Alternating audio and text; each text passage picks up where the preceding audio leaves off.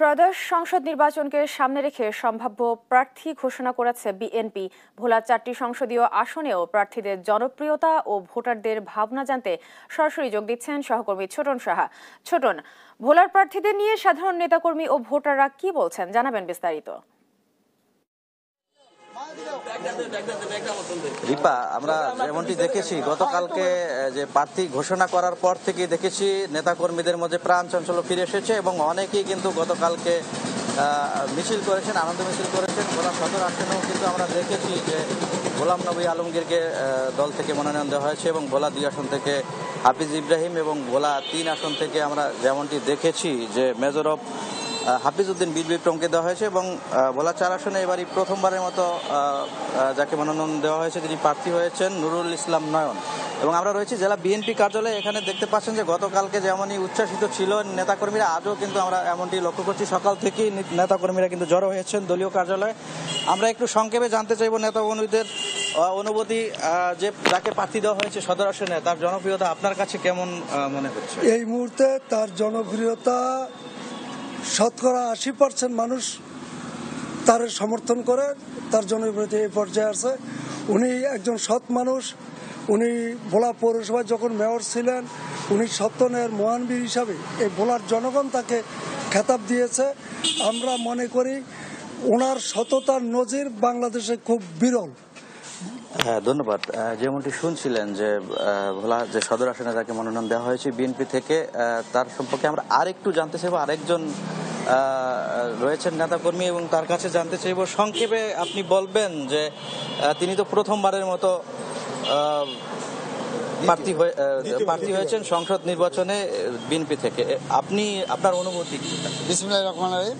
আমাদের নেতা আলহাজ গোলাম নবী আলমগীর একজন মহানায়ক বলা চলে, কারণ তার ঐতিহ্য থেকেই এটা তো চিরচরিত্রভাবে আসছে এবং তাকে বিএনপি খুব ক্লান্তি লগ্নে অবস্থায় তাকে বিএনপিতে পদার্পণ করা হয়েছে।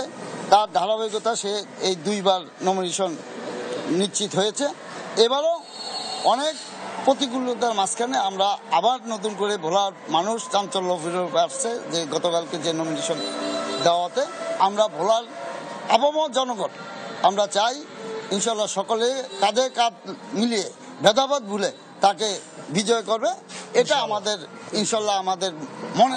সংক্ষেপে একজন তরুণ ভোটারের সাথে কথা বলবো, জানতে চাইবো আপনার ভোটার ভাবনা কি, যেহেতু সংসদ নির্বাচন চলে আসছে। ইনশাল্লাহ আমি তরুণ হিসাবে এবার প্রথম ভোট দিব। গত 17 বছর আমরা ভোট দিতে পারি নাই।